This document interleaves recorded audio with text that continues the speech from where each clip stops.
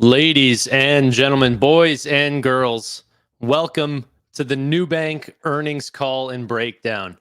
So, the earnings call is going to be in 10 minutes. I already have it open on my other screen, so no qualms there. But congratulations to the shareholders of Nubank, because what a significant quarter this was. Another very strong quarter. Happy to see it. And we'll go through some of the surprises and excitement that happened. So right after the market closed around here, the stock ended up running up to as high as $13.85, over 7+% that it ran to. Then ended up dropping back down to $13 and sitting at $13.17 right now. Still up over 3.6%, but not the 7% that we were seeing previously.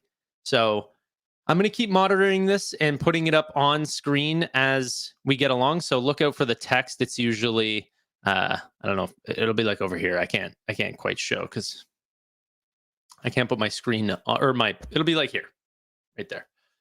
All right. But let's get into this earnings presentation for those of you that have not taken a look just yet.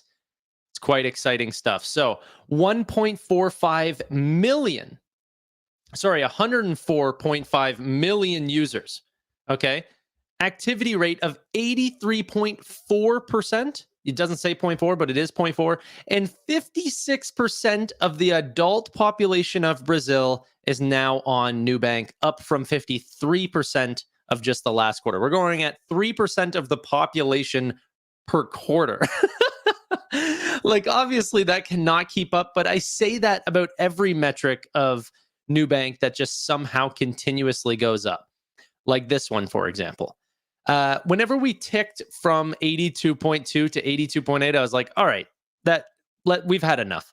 Now that we're getting up to 83.4, I just don't understand how we can continue to climb here. Is this going to get into the 90%? I couldn't imagine everyone that has some level of a relationship with Nubank is having some sort of revenue activating product ended up happening. That could be them sending more money into New Invest, or paying off a personal loan, or tapping a credit card, or doing any sort of revenue generating thing that actually is accounting for monthly active users, right? That's another way to look at it. 83.4% of their audience is monthly active users. That is unheard of. Okay. So, no, that person should know that I'm live. Now, 60% of the people that have new accounts, which is their checking and savings product, has a primary banking relationship within Nubank. If you guys want to compare this to other fintechs, SoFi's is just around 25%. Cash App's is anywhere between 2.5% to 5%. Having 60% is just an insane statistic. This is nuts. So very, very exciting.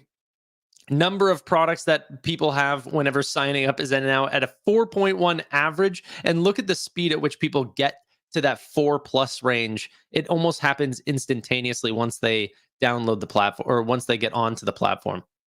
Average revenue per active customer, for the first time in their public history, has this declined just slightly to 11.2. I'd be interested to see, and don't believe that that's going to slow down, but potentially they're taking on a ton of new customers in places like Colombia, for example, where they do not have the personal loans. They do not have some of the other ancillary products to really bring up that average revenue per user. So maybe those new users that came onto the platform this quarter, about 400,000 new added in Colombia alone in this quarter, could potentially be putting a little bit of a lowering, but still, I'd rather have them than not, even if it's going to affect this number.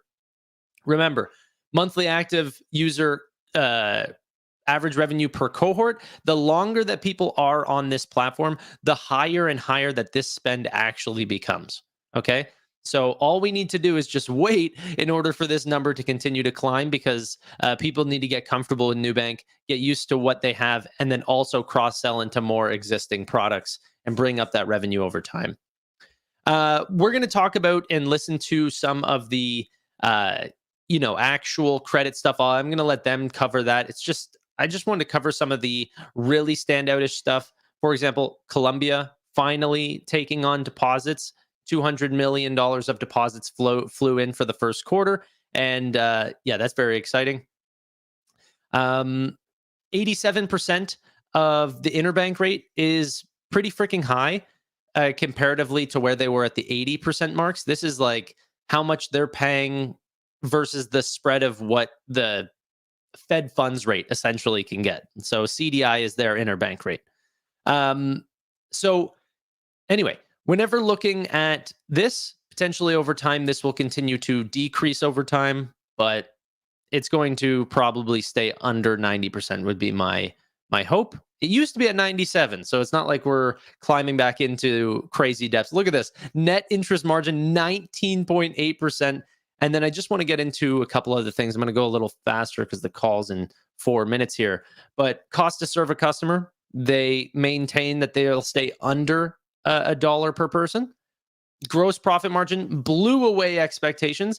Expectations here was about 43.1%. They got 47.7%. Okay. Let me make everything a little bit bigger there. That'll be better for people. The efficiency ratio, not efficacy ratio, like I always say, and I apologize, continues to head in the right direction, which is going down. Okay, 32%. You're not going to see that by any modern bank at all. Super exciting. Cost to acquire is slowly coming up, but that's probably to try to collect the rest of what do you call it? Rest of the Brazilian population that still isn't using the platform. So that cost to serve is going to climb a little bit. 10% lower than the Brazilian industry for consumer finance. They changed the way they worded that. It used to say they were in the 85th percentile or something like that. I'll have to check that again. Net income blew away expectations, both on net income and adjusted net income bases, both blowing away expectations, 562 million and 587.3 million, respectively, for the net income at the bottom here, adjusted net income at the top. What else? Yeah, so this is where every analyst question is going to be about, is this 90 plus delinquent credit portfolio for Brazil. So that's going to be all of the questions. But yeah, we're going to jump into the call here soon. This is the business. Who here holds Nubank? Huh? And what price did you buy in? Nu has killed it like always. Absolutely. Sometimes the stock runs down on amazing earnings. Sometimes it runs up, but it never is actually showing bad fundamentals. It's always very exciting and very happy. I have a big new position, nicely green due to Tanner, and I don't pay for any of his add-ons. I feel like I'm stealing from the young chap. I'm also up on Shift4 and PayPal. Tanner is my Rushmore. Thank you, buddy. Appreciate that, Danny. I sat down with Danny and I said, hey, can I pitch you this company? And then I went through my entire my spiel, and then he goes, okay, I'm going to buy it. And I went, no, don't buy it. I was like, I'm not trying to give you financial advice. I just wanted you to know that this company exists, and I want you to like it. But once people are like, okay, I'm going to buy it, I'm like, well, I'm not trying to steer you wrong here. I'm just enjoying what I'm seeing, and I like to share that with people. And Nubank has definitely not only done well fundamentally, which is what I super love, but it's also done well in markets, which is great for both people here. All right. Let's jump into the call. This call was a little bit different. They said I needed a commercial Zoom account in order to view it. And I was like, uh-oh, like the company that I work with, we use Teams. I was like, I was getting the credit card ready, but no, I just signed on with a free account and it took me there. Okay, so still waiting on them. They haven't moved quite yet. Let's go back through while I wait and look for any other very fun things that they are covering this quarter. So revenue actually missed this. Well, it depends on the estimates that you're looking at. I saw some people say that it beat by like 1%. Other people saying it kind of missed by 1 or 2%. So it depends on where you are.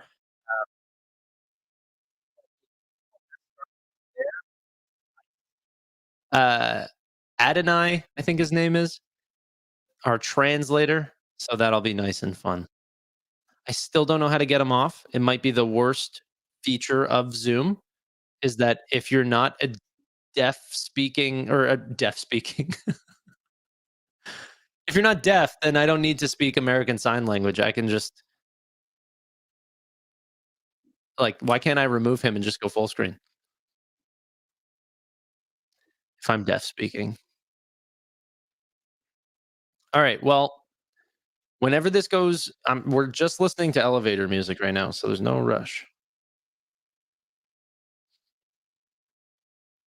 I got a new phone, watch, and earbuds today. I went shopping, refreshed, switched from Google to Samsung. On the day that Google just announced all their new products.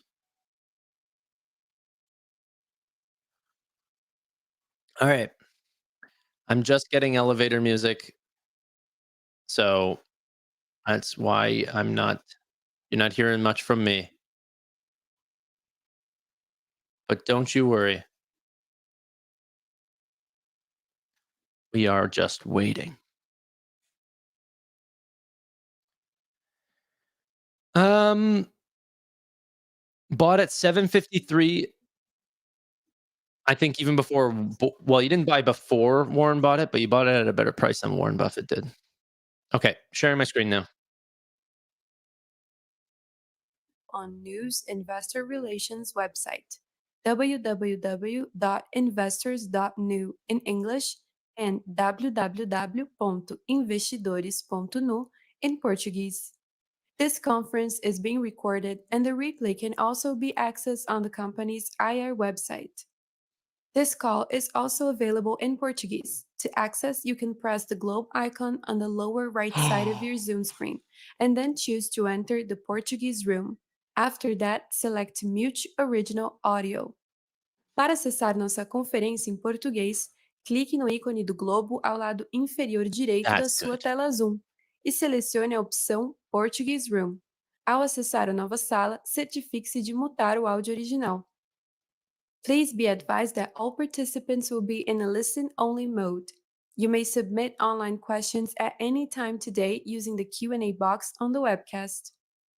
I would now like to turn the call over to Mr. Jörg Friedemann, Investor Relations Officer at New Holdings. Mr. Friedemann, you may proceed. Thank you very much, operator, and thank you all for joining our earnings call today. If you have not seen our earnings release, a copy is posted in the Results Center section of our Investor Relations website. With me on today's call are David Vélez, our founder, Chief Executive Officer, and Chairman, Youssef Lahrech, our President and Chief Operating Officer, Guilherme Lago, our Chief Financial Officer, and Jack Dougal, our Chief Product Officer. Throughout this conference call, we will be presenting non-IFRS financial information, including adjusted net income. These are important financial measures for New Holdings, but are not financial measures as defined by IFRS, and may not be comparable to similar measures from other companies. Reconciliations of our non-IFRS financial information to the IFRS financial information are available in our earnings press release. Unless noted otherwise, all growth rates are on a year-over-year FX-neutral basis. I would also like to remind everyone that today's discussion might include forward-looking statements, which are not guarantees of future performance, and therefore you should not put undue reliance on them. These statements are subject to numerous risks and uncertainties and could cause actual results to differ materially from our expectations. Please refer to the forward-looking statements disclosure in our earnings release. Today, our founder, Chairman and CEO David Vélez will discuss the main highlights of our second quarter 2024. Subsequently, Guilherme Lago, our CFO, and Youssef Larash, our President and COO, will take you through our financial and operating performance for the quarter, after which time we will be happy to take your questions. Now, I would like to turn the call over to David. David, please go ahead. Thank you, Jorg. Good evening, everyone, and thank you again for being with us today. During Q2 2024, our business model, anchored in three fundamental principles: customer expansion, revenue per customer, and efficient operating costs, demonstrated its formidable strength by accelerating earnings power. Our net customer additions have consistently exceeded expectations, reaching 105 million customers by the end of the quarter, a 60% increase from the 65 million recorded just 2 years ago. Customer growth in Brazil remains outstanding, with an average of 1.2 million new customers monthly, bringing the total to 95.5 million at the end of the quarter. Meanwhile, Mexico also experienced strong growth, with 1.2 million net adds in the quarter, culminating in 7.8 million customers. This success validates our strategy of increasing deposit yields in Mexico, boosting our momentum and solidifying Nu as the leading digital financial platform in Mexico. Additionally, Colombia surpassed the 1 million customer mark, ending the quarter with almost 1.3 million customers, following the successful launch of the Cuenta product. Now let's go to some financial highlights. Despite Latin currencies depreciating against the US dollar during the quarter, our revenue surged to $2.8 billion as we continued to successfully cross-sell and upsell while introducing relevant new products, reflecting a 65% year-over-year increase. Our gross profit climbed to $1.4 billion, marking an 88% year-over-year growth with a gross margin of 47.7%. Net income also saw significant growth, reaching $487 million, resulting in a record annualized return of equity of 28%, one of the highest in the industry. Additionally, our adjusted net income hit $563 million, with a sequential expansion of 36% quarter over quarter and 131% year over year. These achievements underscore the strength of our business model, which combines robust top-line growth with solid profitability. In this slide, we again demonstrate how our flywheel effectively drives customer acquisition and data growth while sustaining strong momentum in our key financial metrics. Our model's inherent operational strengths are driving significant profitability. In the second quarter, Nu Holdings achieved an adjusted net income of $563 million, with an adjusted annualized return on equity of 33%, despite maintaining a robust level of excess capital of $2.4 billion at the holding level, and with 2 subsidiaries in Mexico and Colombia yet to be profitable. Now, I'd like to pass the floor to our CFO, Guilherme Lago, who will guide you through our financial numbers. Over to you, Lago. Thank you, David, and good evening, everyone. As David mentioned, we deliver a robust second quarter as we continue to increase revenue growth, see enhanced customer engagement, and deliver strong operating margins and profitability. Now, let's dig deeper into the second quarter results to gain a greater understanding of the progress against each one of these pillars. I will begin with the results of our customer acquisition. During the second quarter of 2024, our customer base grew at a strong pace with 5.2 million new customers joining our platform. By the end of the quarter, our total customer count reached 104.5 million, marking a 25% increase year over year. Once we add more customers, engaging and retaining them becomes our focus. Our active base increased by 27% year over year, followed by another sequential quarterly increase in the monthly activity rate, which now stands at 83.4%, up from 82.2% just 1 year ago. This marks the 11th consecutive increase in this metric, demonstrating our proficiency and consistently offer of compelling value proposition to our customers in Brazil, Mexico, and Colombia. Turning our attention to revenue expansion. The first chart highlights that Nu has established primary banking relationships with around 60% of our active customer base. This solid performance underscores our ability to increase the share of wallet in an agile manner within our customer base. Moreover, recent cohorts are achieving this level of principality at an increasingly rapid pace. As you can see in the second chart, the number of products per active customer is at 4.1, illustrating the success of our cross-selling strategy even as we continue to quickly onboard many new customers.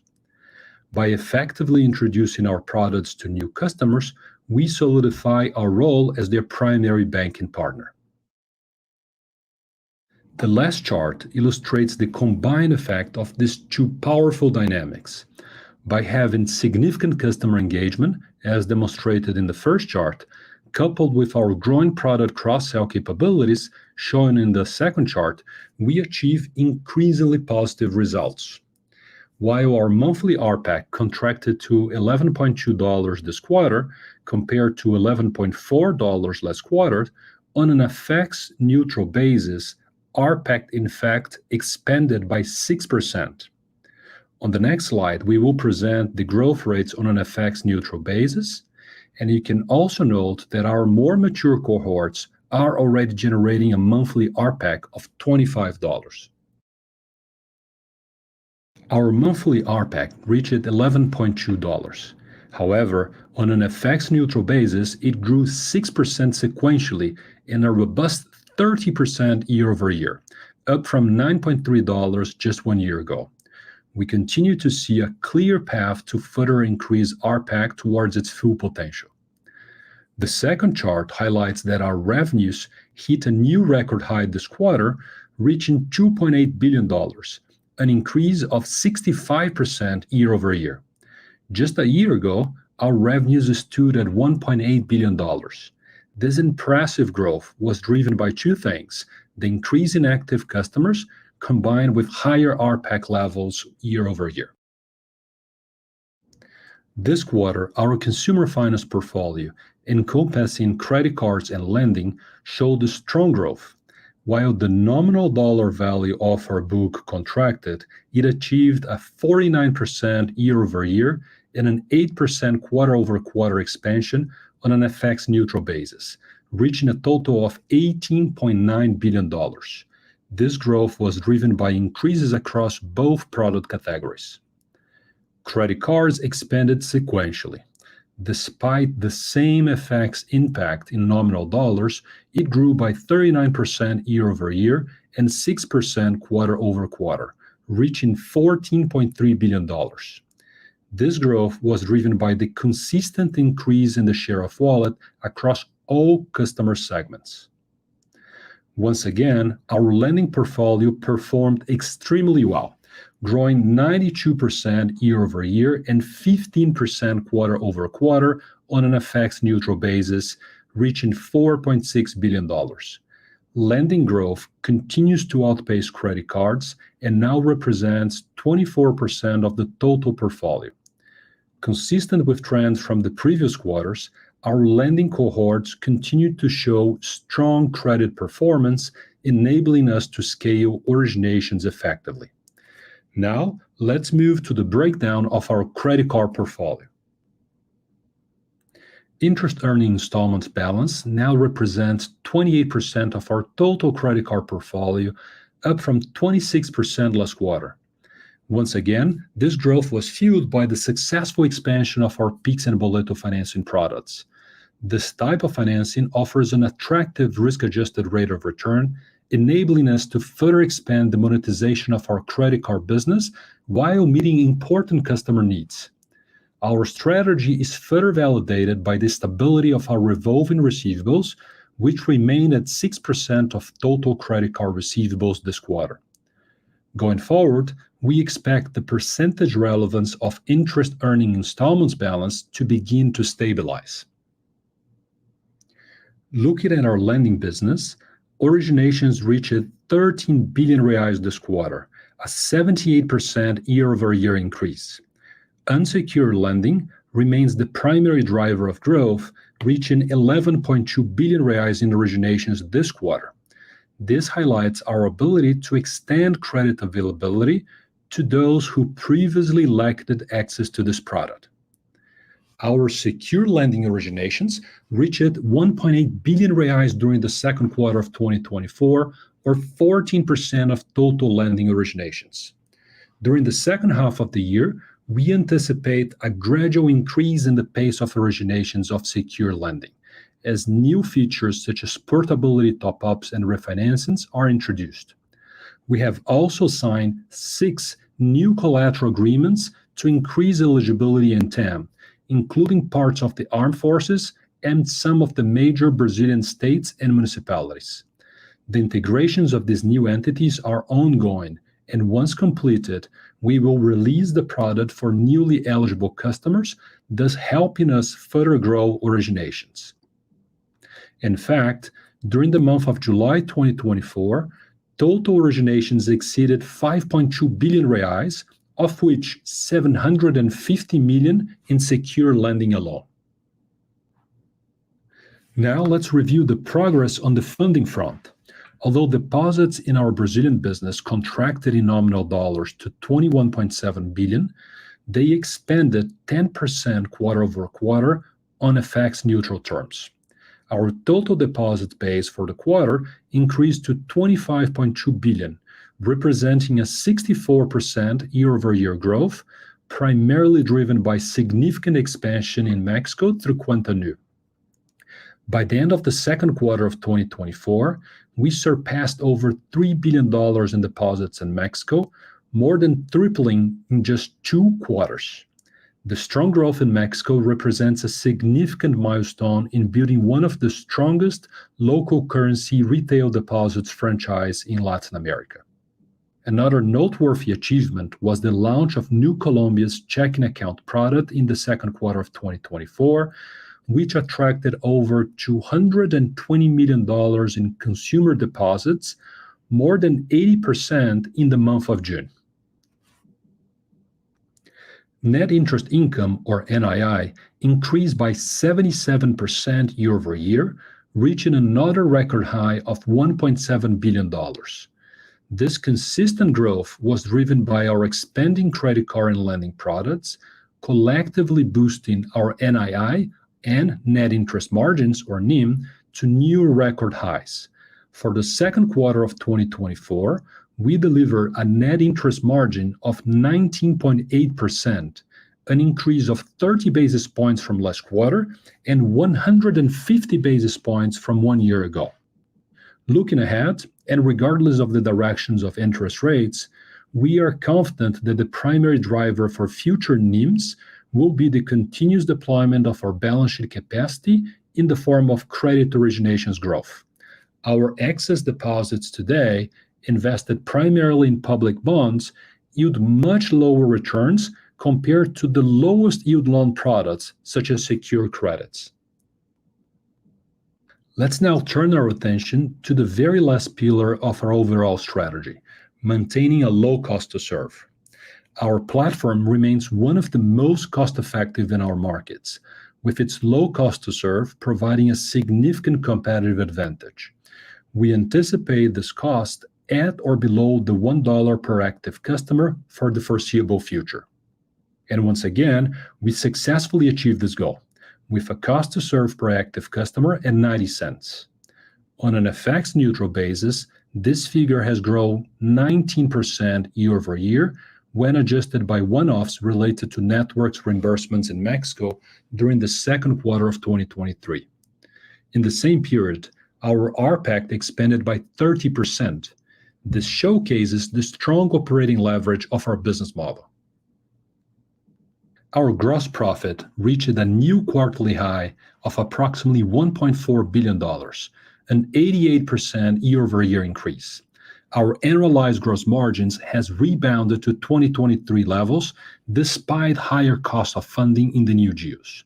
Our investments in Mexico and Colombia have been effectively offset by the positive trends in Brazil, driving our gross margins to 47.7%. A core element of our strategy is achieving operational leverage.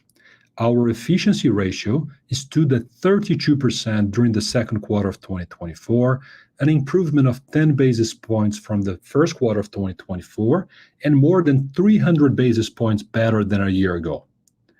We are set to fully harness our platform's operational potential as we expand our customer base, upsell and cross-sell products, launch new features, and achieve profitability in the new markets of Mexico and Colombia, which are essentially in their investment phases. Let's now review the sustainable advantages across all four cost pillars. Number one, our cost to acquire was stable at $7. This figure continues to be one of the lowest among consumer fintechs and banks globally. Number two, as expected, our cost to serve remains exceptionally low, below $1 and approximately 85% lower than those of incumbent banks. This positions Nu as one of the most efficient financial services companies worldwide. Number three, on cost of risk, we have effectively managed credit risk, consistently outperforming competitors on an apples-to-apples basis with respect to delinquency rates. And finally, number four, on the cost of funding, we have significantly increased deposits volumes while maintaining our cost of funding at a competitive level of 87% of the blended interbank rates of the countries in which we operate. This has closed the gaps with incumbent banks and widened our advantage over consumer fintechs. And finally, turning to net income, we deliver another quarter of strong profitability, with net income reaching $487 million, representing an increase of 134% compared to the previous year. These results underscore the effectiveness of our strategy and business model. Additionally, adjusted net income for this quarter reached $563 million, growing 131% versus 1 year ago. While we are very encouraged by the second quarter results, our focus remains steadfast on long-term value creation. This approach may involve making strategic short-term investments to optimize our long-term opportunities.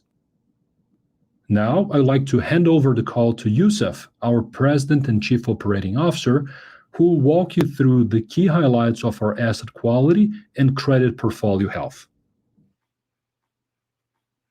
Thank you, Lago, and good evening, everyone. Let's start by having a look at our NPL trends.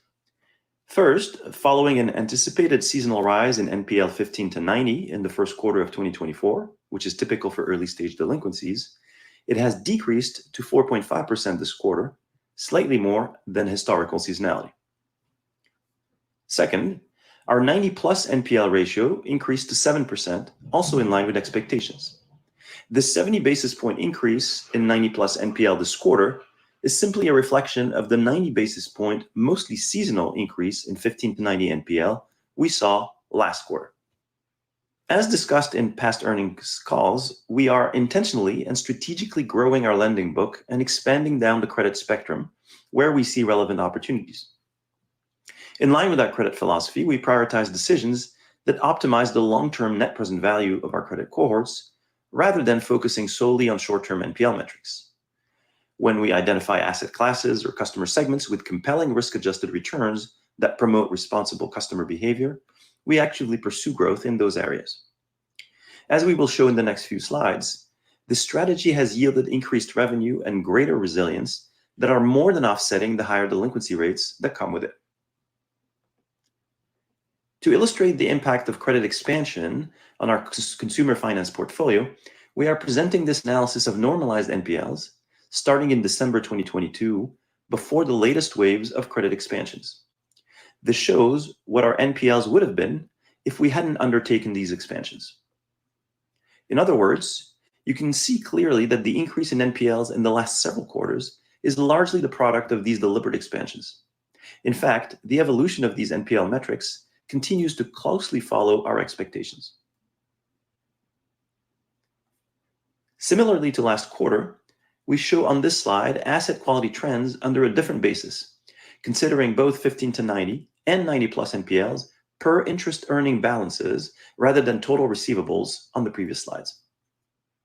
On this basis, you can clearly see a stable to downward trend in the last few years, aside from the normal seasonal ups and downs like the ones we saw in Q1 with 15 to 90 and in Q2 with 90 plus.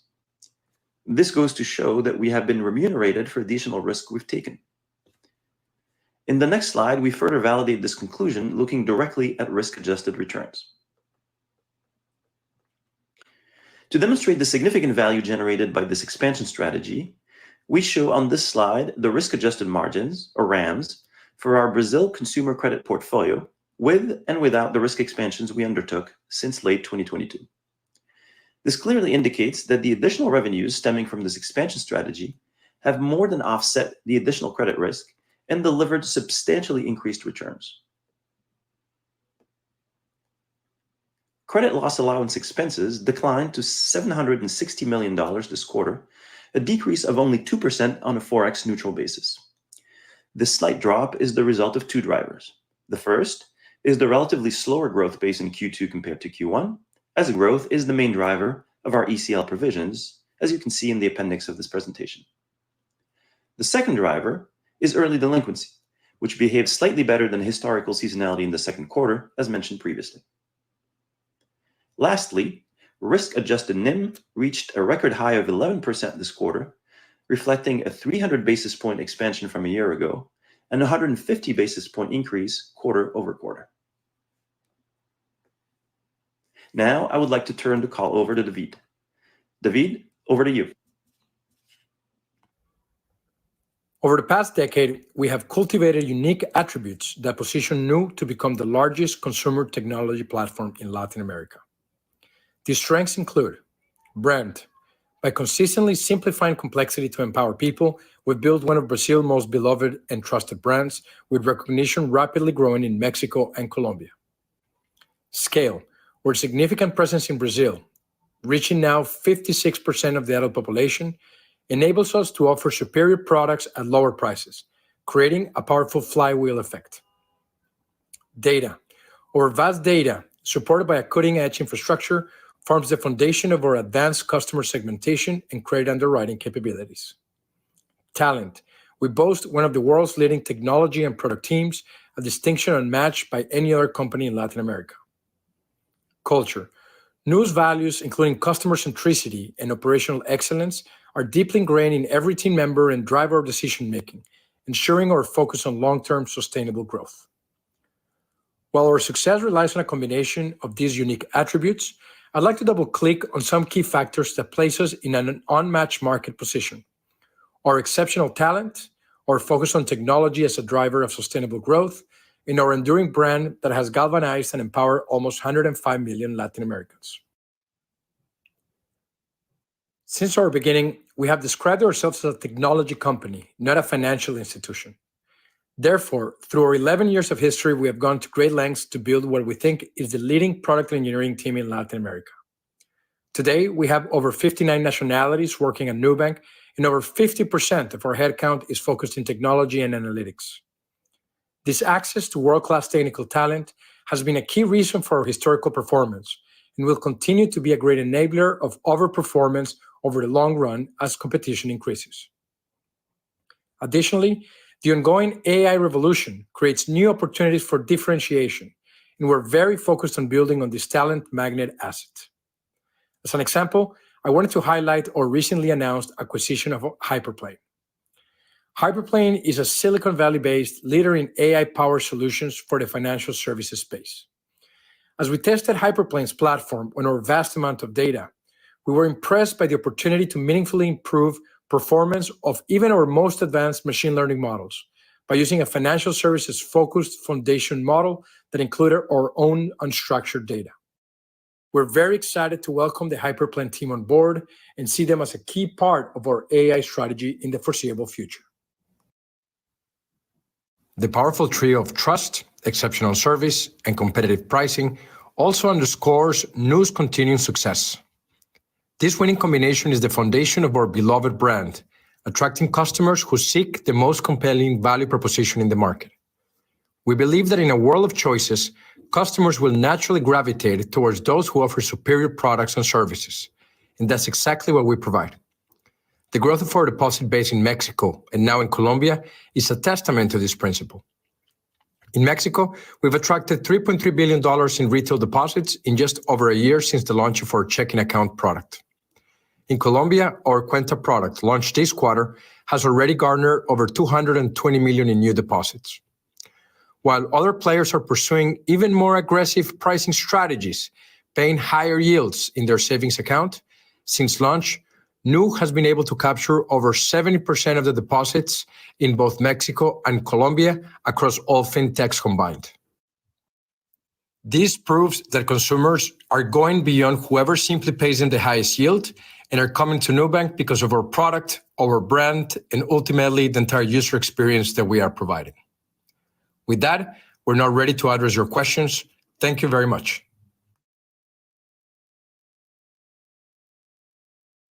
We will now start the Q&A session for investors and analysts. If you wish to ask a question, please press the reaction button and then click on Raise Your Hand. If your question is answered, you can exit the queue by clicking on Put Your Hand Down. Please limit yourself to one question and a follow-up. If you have further questions, please re-enter the queue. You may submit online questions at any time today using the Q&A box on the webcast. I would like to turn the call over to Mr. Jörg Friedemann, Investor Relations Officer. Thank you, operator. And our first question comes from the line of Jorge Kuri, Morgan Stanley. Hi, everyone. Good afternoon and congrats on the results. Thanks for the color on how originations are running in July. That's evidently an impressive number already, and annualizing for the quarter already showing very strong run rate. Can you provide some color on how the payroll loan particularly is trending now that you have all of the features that consumers look for, mainly the top up? What's the acceptance level that you're seeing with your consumers? What is the reaction from competitors? Are you taking share, or is the growth coming from new customers? Just help us understand, sort of like in these early days, how this is shaping up. Thank you. Hi, Jorge, this is Lago. Thanks so much for the question. So we are super pleased with the performance of what we call our secure lending product, which encompasses both public payroll loans as well as FGTS. And we are still in the very early part of this journey, right? So today we are operating only with two collateral agreements, which are INSS and SIAPI. INSS for the pensioners and the retirees, and SIAPI for the federal public servants. The two collateral agreements combined, they account for approximately 50% of the target market that we have in Brazil. We have already signed 6 additional collateral agreements with armed forces and some of the largest states and municipalities in Brazil, and we expect to continue to expand this so that by the end of the year, our target market can be expanded from today's 50% to somewhere around 70 to 75%, and even more is expected to come in 2025. So that's one dimension of expansion. However, the second dimension of expansion is the launch of new products and features, which are still far from being complete. You did point out that we have already launched portability, and we did so progressively throughout the second quarter of the year, but it's still with some features that are very important missing, specifically related to refinancing and top-up. And those two features, refinancing and top up, when coupled with portability, can, for the online or the digital players, account for more than 50% of their portability. So we are seeing kind of a progressive ramp up to the public payroll loans. We do believe that we have structural cost advantages to play in the segment. So as you know, we originate 100% digitally, therefore we have no customer acquisition costs whatsoever. We don't operate with loan brokers or branches. And our existing customers account for nearly 40% of the total public payroll loan book in Brazil. So again, we don't need to fish outside of our fishbowl to tap into more than 40% of the total market.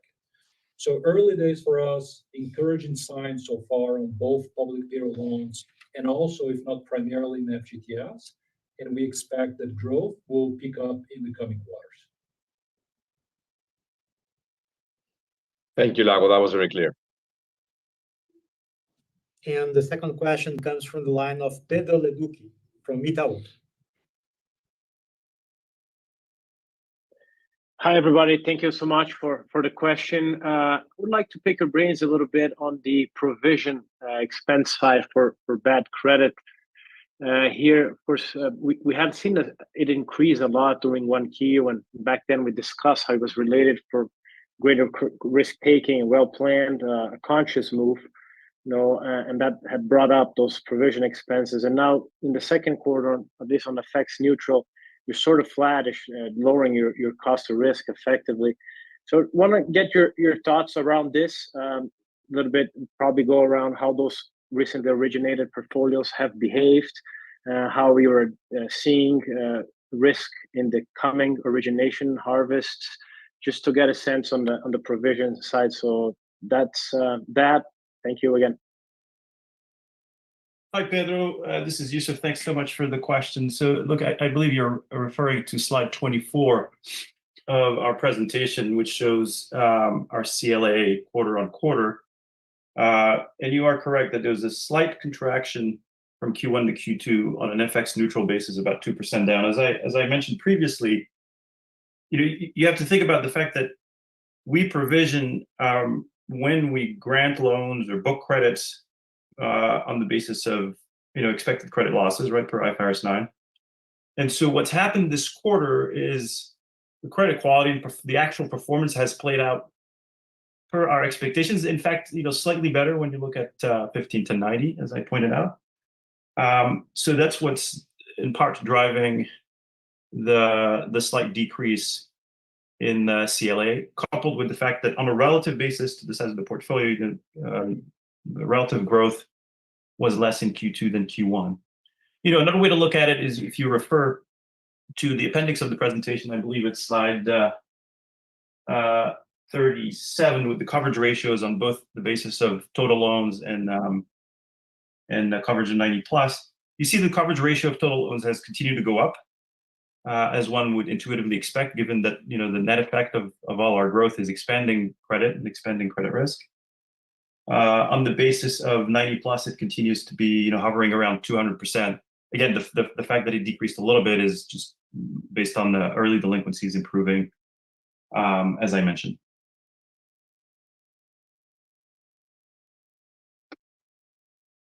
Thank you. And the next question comes from the line of Mario Pierri at Bank of America. Hi guys, good afternoon. Let me stay on this topic of the provisions, because I think that was a big surprise this quarter. You show right on, I think it's slide 11 or 12, that your originations went up. So you're originating more credit and then you're provisioning less. Like you mentioned, you provision based on expected losses. So does it mean that you expect lower losses on these new originations than you had before? And why would that be the case? Because we continue to see, right, the NPLs going up. So yeah, that's my question. If you can give us a little bit more color on why even if originations going up, provisions are going down. Yeah, Mario, thanks for the question, Yusuf, again. So it might be helpful to refer to slide 38 in the appendix of the presentation, which looks at the ECL itself, right? So you see ECL increased by about 300 million or so. 400 million of that was growth, so like the impact of growth is fully reflected there. And then we had 110 million of other factors, mostly what I mentioned in terms of the slightly better than expected early delinquency performance. And so in fact, we're continuing to grow this line item, the ECL line item. It's just a little bit better than our expectations when we front loaded provisions in Q1. Okay, and Youssef, you mentioned, right, that the NPLs continue to behave according to your expectations. But what are your expectations going forward for NPLs? Yeah, good question. So in terms of what to expect going forward, it's very much along the lines of continuing to grow our credit book. There's several dynamics at play. First of all, we continue to increase the relevance and the mix of lending, personal loans, both secured and unsecured, as a percentage of total receivables. Personal loans have been growing faster than credit cards. They tend to have on net a higher risk content, so that tends to push NPLs up and provisions up. But also within credit card, what we've been seeing over the last several quarters is a pickup in interest-bearing receivables, because we have more interest-bearing receivables in the credit card book. That gives us better unit economics, which allows us to then expand credit to more customers and more credit to existing and already eligible customers. And then in both products, both personal loans and credit card, as we improve our models, as we get more data, more test results, we're able to serve more customers across the spectrum and expand our credit box. So all those dynamics point to increasing NPLs and also increasing returns, as we've illustrated earlier in this call. There's one offsetting factor, which is the growth in secured lending, which tends to come with lower NPLs. But on net, I would expect to continue the trend that we've been seeing over the last several quarters. And again, this is all related to our philosophy of what are we trying to optimize when we grow. We try to optimize the NPV of that full customer relationship over its lifetime, including future cross-sell opportunities, including principality increases, et cetera, rather than trying to minimize NPLs over the short term. So again, when we see opportunities to grow in a way that's resilient, that is suitable for those customers, that is high NPS, high quality, we seize those opportunities. And so we still see a lot of opportunity to grow going forward on that basis. You can also just think of it through the lens of in Brazil, for example, we have about 60% of the total adult population. When you look at the proportion of customers who have Nubank as their primary banking account, it's about a third of the total population of Brazil. In contrast, our market share, in our most mature product like credit cards is about 13-14%. It's even lower when you look at loans. It's in the single digits. Secured loans even lower in the small single digit range. And so we still see a lot of opportunity to grow those market shares on the basis of the customer base we already have. Okay, so then to summarize, basically you're saying you expect NPLs to continue to go up, but we did see an acceleration in the deterioration this quarter, right? Like we saw 70 basis points deterioration. You were deteriorating 20 to 30 basis points before. Is that the 70 basis points that you were expecting, or should we go back to the 20 to 30 basis points per quarter? Right. So in terms of what we saw this quarter, the 70 basis points on 90 plus that you point out, the way I would think about it is if you go back one quarter and you look at what happened to 15 to 90, there was a seasonal pickup in Q1 of about 90 basis points. What we're observing this quarter in 90 plus is merely the impact of that rolling forward, into the next bucket of delinquency. So a 90 basis points increase in 15 to 90 in Q1 resulted in about 70 basis points increase in Q2 and 90 plus. So that's just kind of the mechanics of it. And remember, Q1 tends to be the peak of delinquency in 15 to 90, which then translates to a peak increase in the next quarter in 90 plus. So I think that's just more than anything seasonality. Okay, thank you very much. And our next question comes from the line of Geoff Elliott at Autonomous. Hello, thanks very much for taking the question. We've spoken in the past about moving upmarket initiatives like Ultravioleta, but the message here feels almost one of moving down market, taking on more risk. If you look at the purchase volumes analysis by cohort that you show, it seems to point to maybe lower purchase volumes for newer customers. So what is the thinking on the shift up market? Is that still going to come? Is that pushback? What's happening there? So, Joe, I think I'll try to chime in. I'll let my colleagues add as well. But no, by no means the growth that we have had in lending and credit cards suggests is a deviation from our intention to grow very fast in high income. On the opposite, I think the high income market provides us with tremendous opportunity in consumer credit in Brazil, as it accounts for a fairly relevant share of all of the asset classes in which we play. I think over the past 12 to 24 months, we believe that we have made fairly good inroads into our pursuit of increasing our share of wallet within the high income population. As we pointed out in prior calls, we have the opportunity now to increase share of wallet, largely as a result of our success in having acquired high-income customers over the past 2 years.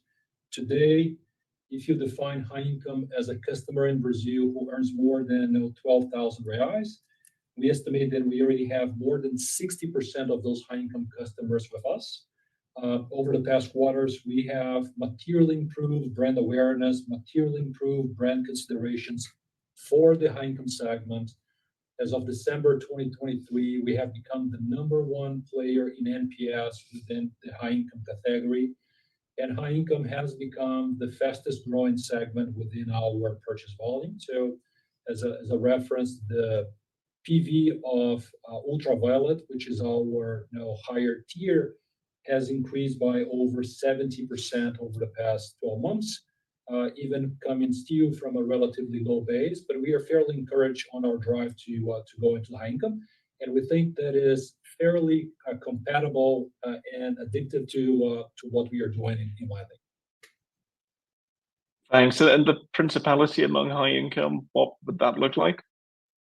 So our overall principality is about 60%. I don't have the figures for high income, middle income, and low income here, nor do I think we disclose them, but they are certainly higher within the bottom of the pyramid than they are within the top of the pyramid. The opportunity that we have now, as we improve kind of our brand attributes, as we launch new products and features, is to gain principality and share of wallets within the high income customers. And we can Thank you. That as we track the primary banking relationship, or PBR, has increased quarter after quarter within the high income segments in Brazil. Great. Thanks very much. Sorry to cut you off there. And our next question comes from the line of Yuri Fernandez, JP Morgan. Georg, and congrats everybody for the quarter. I have a question. I think it was Lago mentioning in the beginning of the call that he expects interest earning assets from the cards, the installments, to start to stabilize. So I want to confirm I heard this correctly, and if that's correct, why? Because you continue to make good returns on fixed financing, boletos, and credit cards, as you always mention, like this is a good risk-adjusted product. So basically, confirming that we should see some stabilization on that EA for credit cards. And if yes, why should we see this stabilization? Thank you, guys. Yuri, thanks for the question. And I think you are referring to my remarks to slide number 10, in which we see the evolution of our interest earning assets evolving from 19% last year to about 28% this year. So it is first extremely hard to draw high conviction outlooks for innovative products. So this is an innovation that we like to believe that we helped to introduce in Brazil. And you're absolutely right that we are very pleased with the unit economics of this product, with the customer adoption. We just feel that the adoption curve that we have experienced over the past 4 quarters has been fairly steep. So it's hard for us to believe that we will continue to see the same adoption velocity over the coming quarters. So we are assuming that going forward, there's going to be a slight reduction in the growth, not a reduction in the overall percentage, but probably not going to grow at the same pace as it grew in the prior quarters. No, super clear. So should still gain some penetration, but not maybe at the same pace as we are seeing currently, right? Basically, this is what you're trying to say. That's correct. Oh, perfect. Thank you, Lago. Thanks, Yuri. And our next question comes from the line of Tito Labarta from Goldman Sachs. Hi, good evening. Thanks for the call and taking my question. A bit of a follow-up on asset quality. Looking here at slide 21 in the presentation, it does look like here that, without the expansions, the early NPLs will be doing even better. So just maybe help us think about the credit quality outlook that you see in Brazil versus ex-Brazil, where it's still very early stages and maybe you're taking on more risk there. Like, are you feeling more comfortable? I mean, you kind of alluded to this, but that maybe the Brazil credit quality outlook is getting better, and can that help you maybe even accelerate growth in Brazil a bit? Hey, Tito, thanks for the question. So, as a reminder, we thinking about macro and credit outlook, we try to refrain from having making any bets, on what's going to happen to macro on a going forward basis. In fact, if you look at our history, starting in Brazil, it is marked by big periods of instability, downturns, et cetera. And so we feel like our philosophy continues to be one of demanding a lot of resilience from whatever growth we underwrite, right? So we always kind of take the stance that the future will be worse than the past, and whatever we underwrite needs to be able to withstand a significant amount of deterioration. So typically, our cohorts, as we've said in the past, will withstand a doubling of risk and still be above hurdle. And so we continue to operate in this way, where we tend to be, fairly agnostic to any forecasts about the future. To your point, what we've seen, when you back out the expansions and you look at it, what NPLs would have been without the expansions, we see a period of relative stability over the last year and a half or so. But we're not banking on that or any improvement going forward to be able to continue to grow.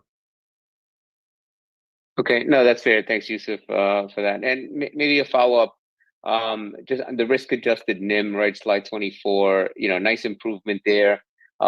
As you continue to grow the loan book and monetize, do you think there's still room for that to continue to increase further?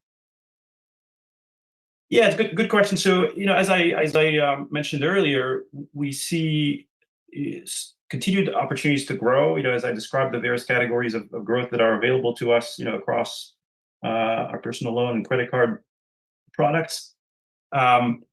That said, it's not a trend that I would expect to go on forever, right? Because we optimize NPV, as I said, over the lifetime of the customer relationship rather than minimize NPL.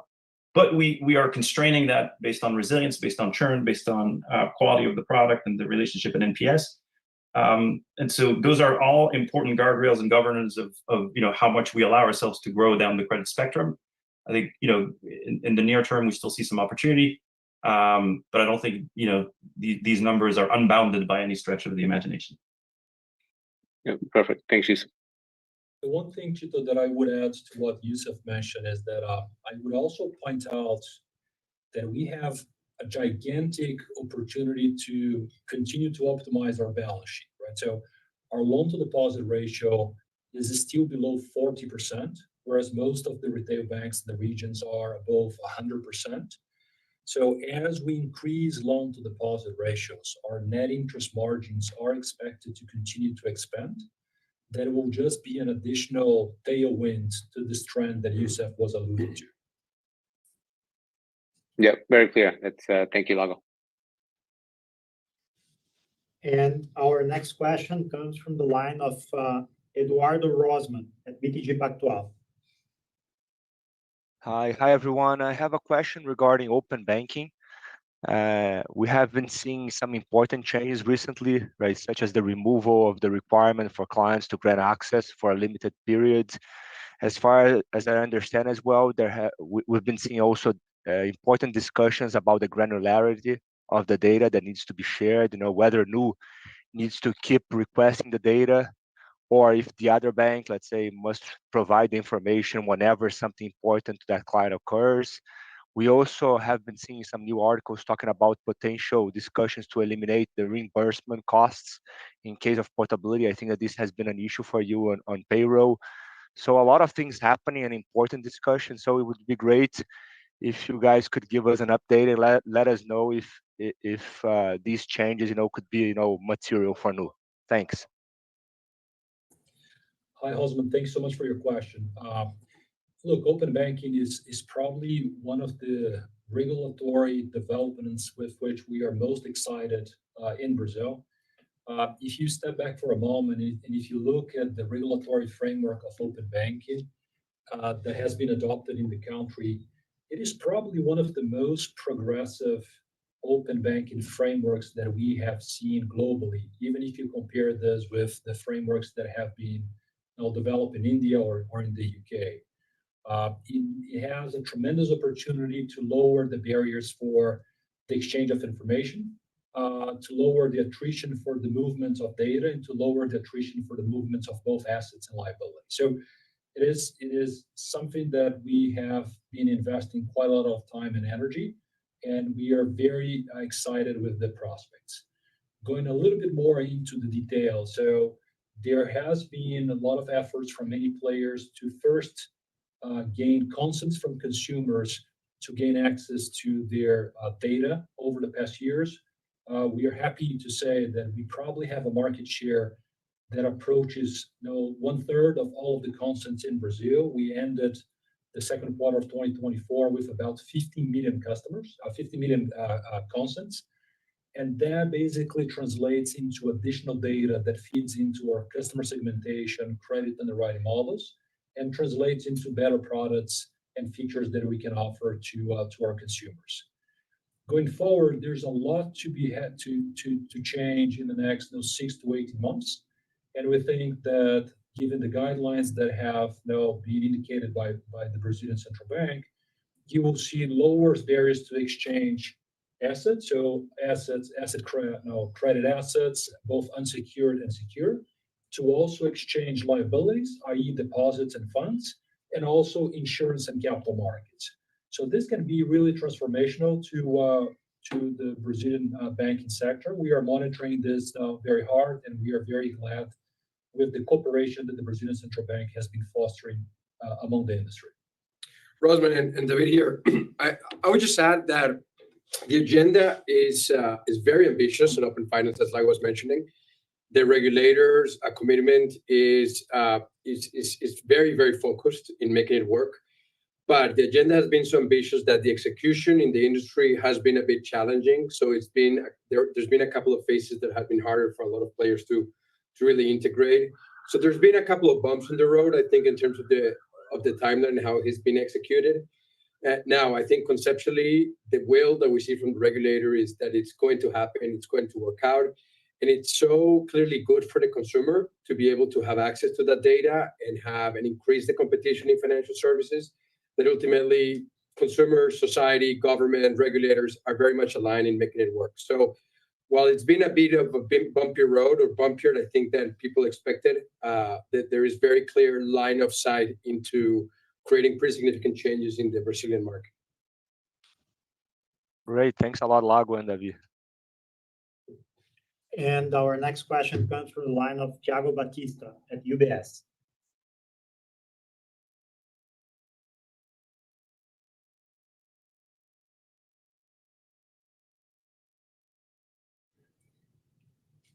Thiago, your line is open.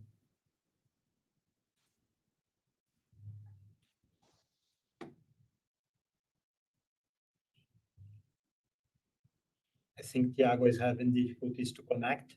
So let's move to the next. Can you hear me? Yes. Can you hear me? Okay. Sorry, guys. I have one question about Nu do not have a banking license in Brazil. Do you believe it would make sense to ask a bank license? And what would be the main positive and negatives of be a bank in Brazil right now?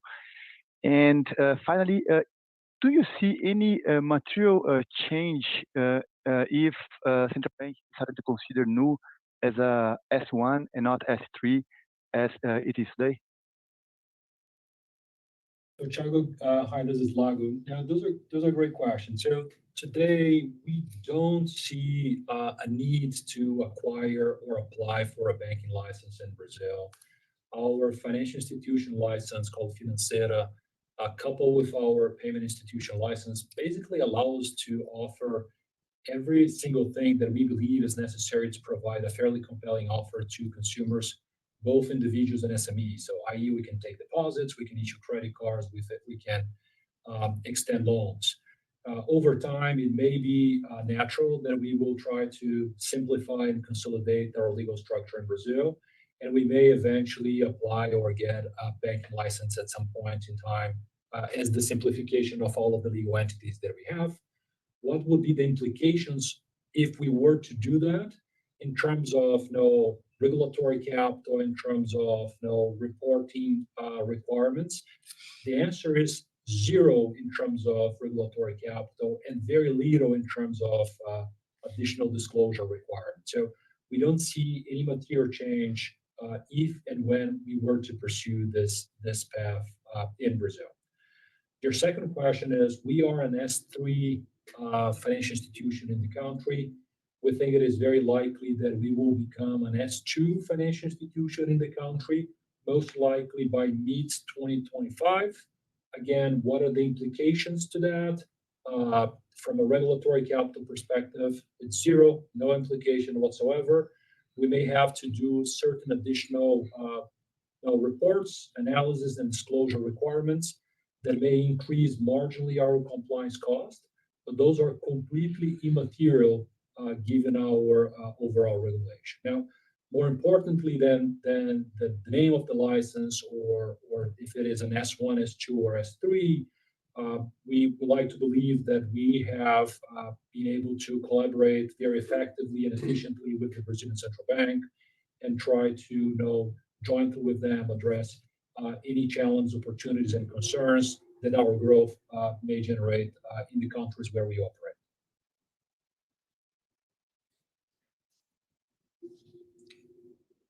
And our next question comes from the line of Brian Flores at Citigroup.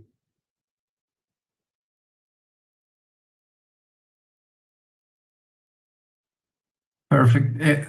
Can you hear me? Yes. Yes. Perfect. Thank you. Thank you for the opportunity. Just wanted to ask a bit on Mexico.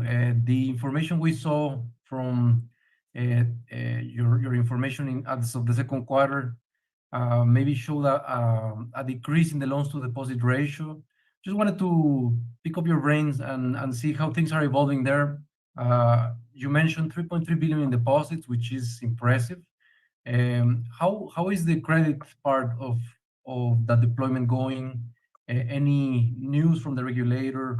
Any more color on Mexico would be greatly appreciated. Thank you.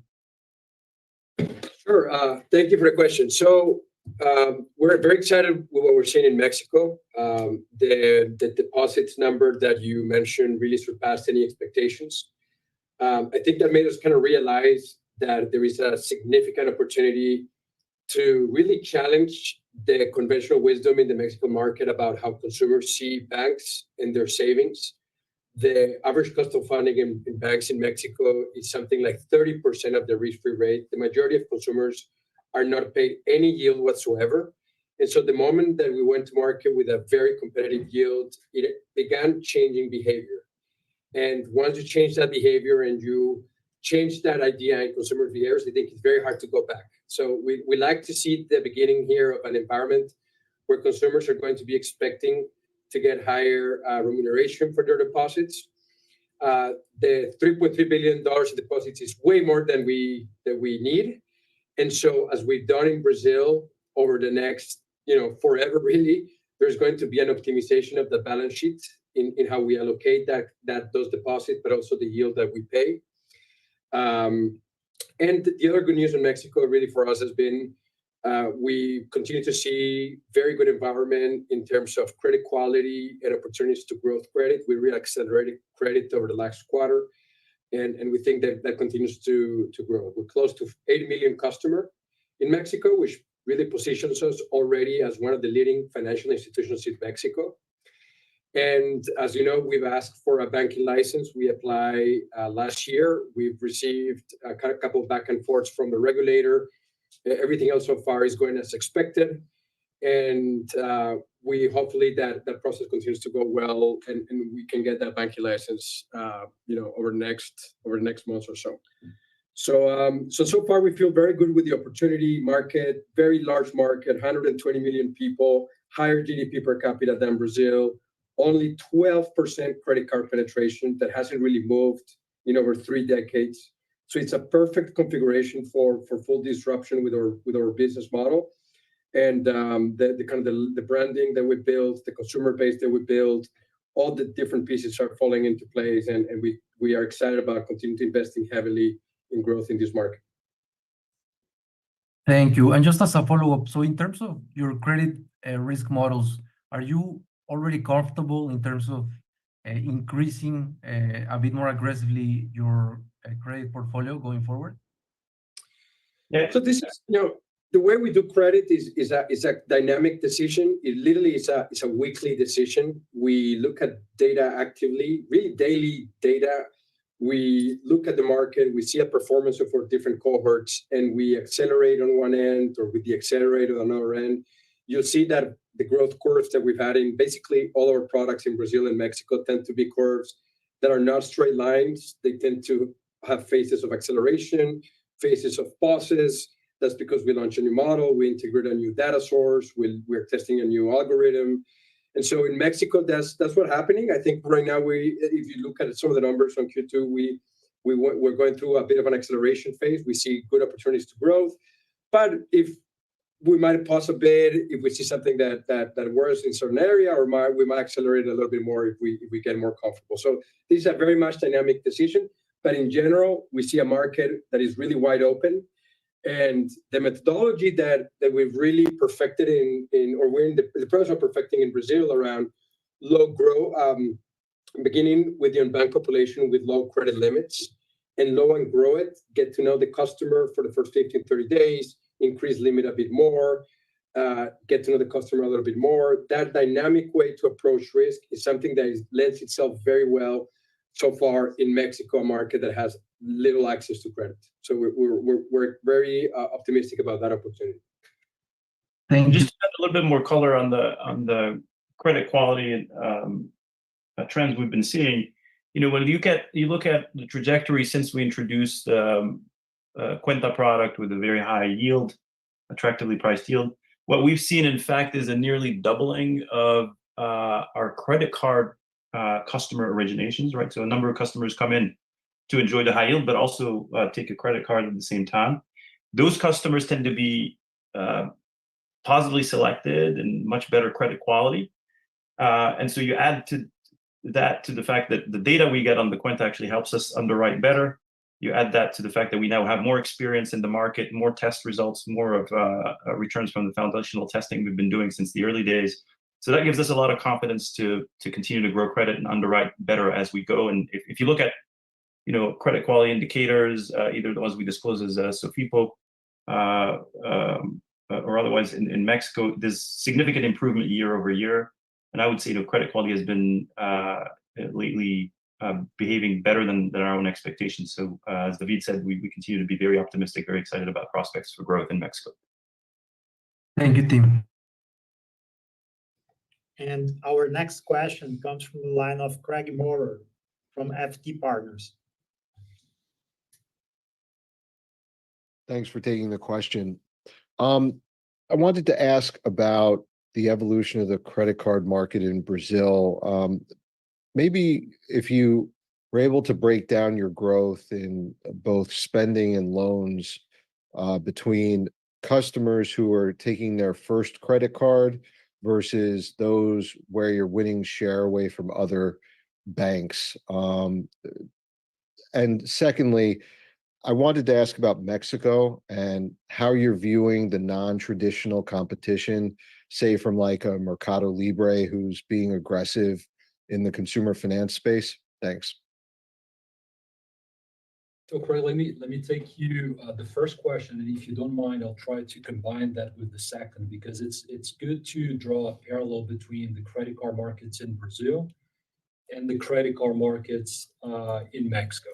So Brazil has a credit card market that is relatively mature in terms of penetration.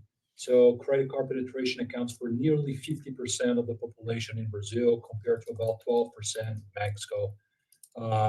But people often use credit cards in Brazil as a means of payments, not as a means of financing. And therefore, historically, the IDB interest-bearing balance as a percentage of the total receivables of credit cards in Brazil has been below those of the other Latin American markets at about 20 to 25%. In Mexico, conversely, consumers tend to use credit cards more as a means of financing than as a means of payments, and therefore IDB over total credit card receivables tends to be much higher, more in the 60 to 65% of the total credit card receivables. So very, very, very different markets with very kind of different nuances, but both having fairly compelling unit economics for the product. Therefore, given the penetration of each country, the customers that we get in Brazil have been historically customers that already had a banking relationship with another bank, but that we have groomed and upgraded and graduated to a healthier and higher credit life with us. Whereas in Mexico, the main opportunity that we have there is more related to financial inclusion, is really to offer kind of a banking product and credit cards for the 85+% of the Mexican population who are currently unbanked or underbanked.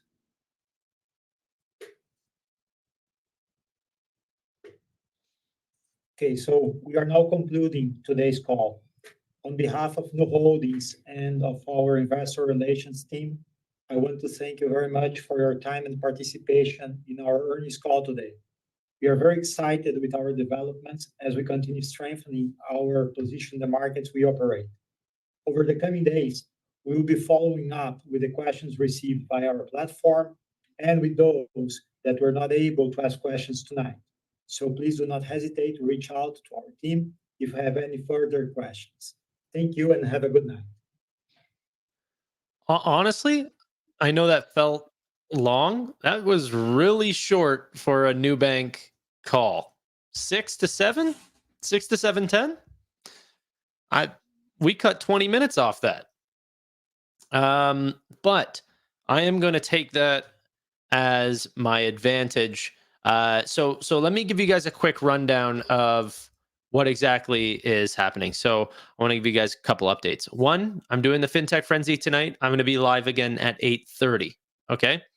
So we're going to be talking about Nubank, but a bunch of other FinTech news that's dropped today.